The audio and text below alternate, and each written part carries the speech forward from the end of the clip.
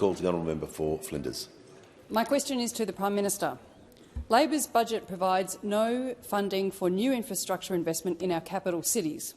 So what additional level of congestion does the government expect the extra 1.5 million people who will come to Australia over 5 years will cause? With the call to the Prime Minister. I thank the member for Flinders for her question.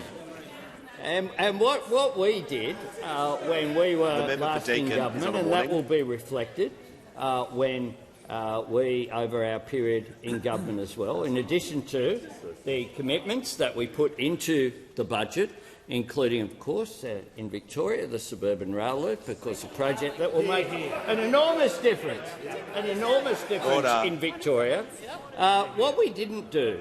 What we didn't do is what happened after our period in office, where, compared with the rail funding under the Howard government, that's a really easy number to remember, zero, not a single dollar into public transport over 12 years.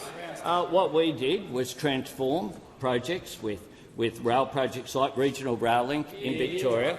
We actually had as well in Victoria the Melbourne Metro project. Now, the member would be aware of the Melbourne Metro project because it's the key to unclogging congestion in the network to enable the entire network across the city of Melbourne to be expanded.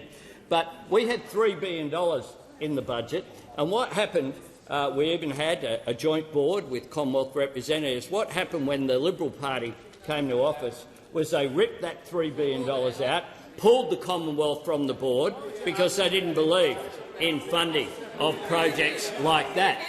Nation-building projects.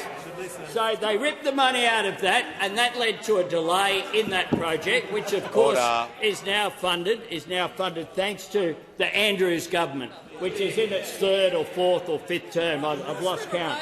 And then in Brisbane, of course, the Cross River Rail project that will be so important for the Olympics. Of course, there as well, we had $715 million in the budget, as well as an availability payment model of $2.4 billion. And again, they ripped the money out of the Cross River Rail, ripped it out of that project, said it wasn't good enough. And so because Tony Abbott, when he was Prime Minister, didn't believe in funding public transport. That's the sort of loss that we saw. Now, what our government has done is not rip out fully funded projects. What we have done, though, is identify the range of projects that are underfunded and can't possibly ever be delivered, because it's dishonest to say, as they did for the Rockhampton Ring Road, that you can build a ring road for half of the money that it will actually cost for construction. And I won't go too far into Rockhampton because it gets him upset about Rockhampton and Yeppoon and Yeppen, as you will remember in the past. Order. Prime Minister's time has concluded.